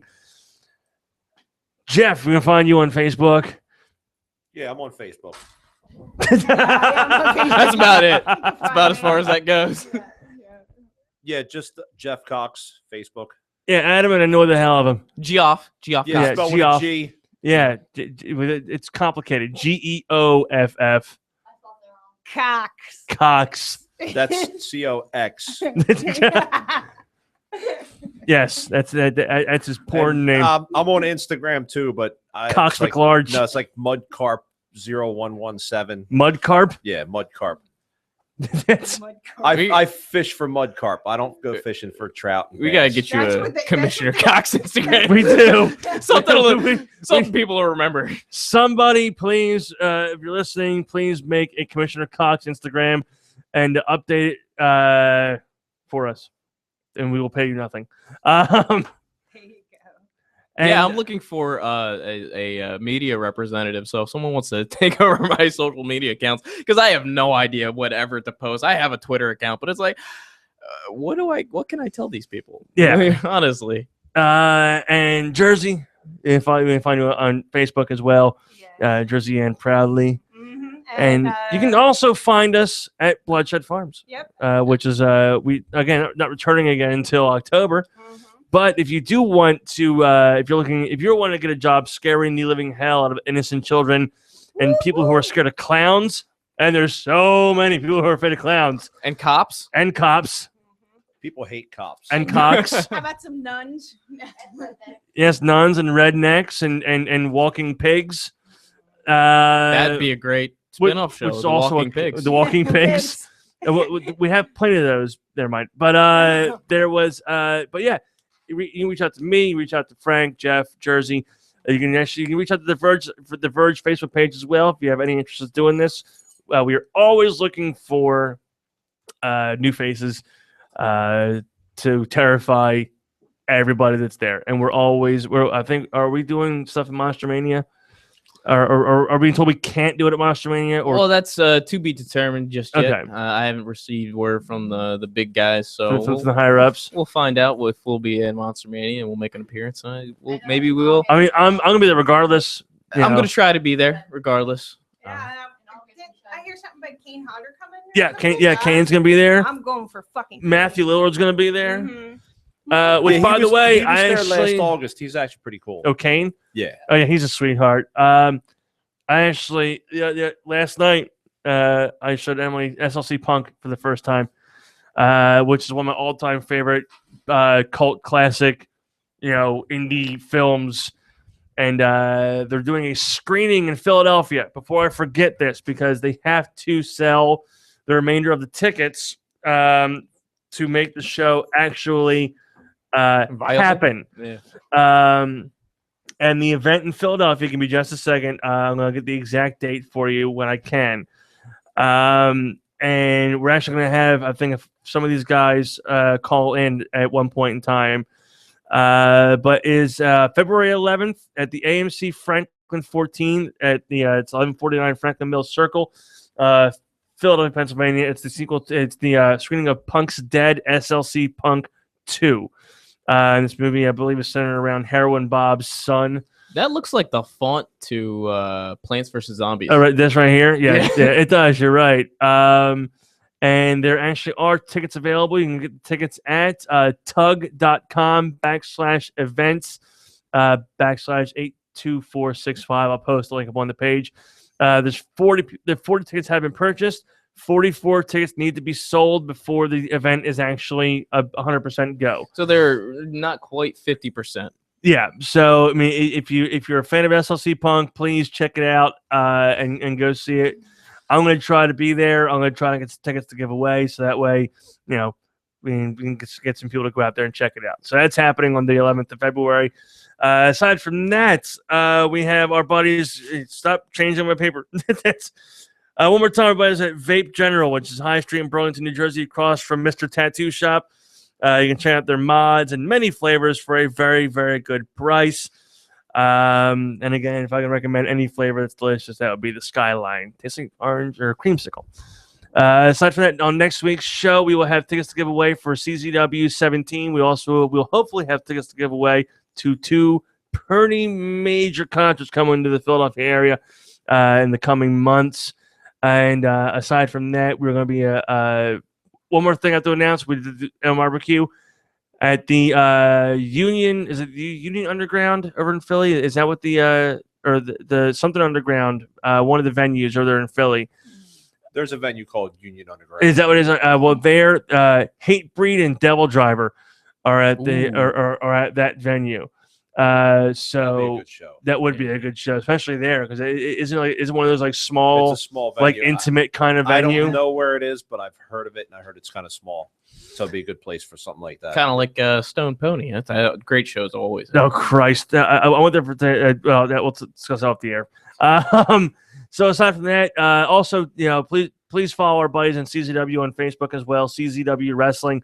Follow them on Twitter at CZ Wrestling. And aside from that, guys, thank you for tuning in. We will see you guys next Thursday from 8 to 10 p.m. Same bat time, same Verge time, same Verge channel, right here at VergeOfSanityRadio.com and YouTube and Google+. Guys, have a good night. Take care. Have a safe and happy New Year. Bye-bye.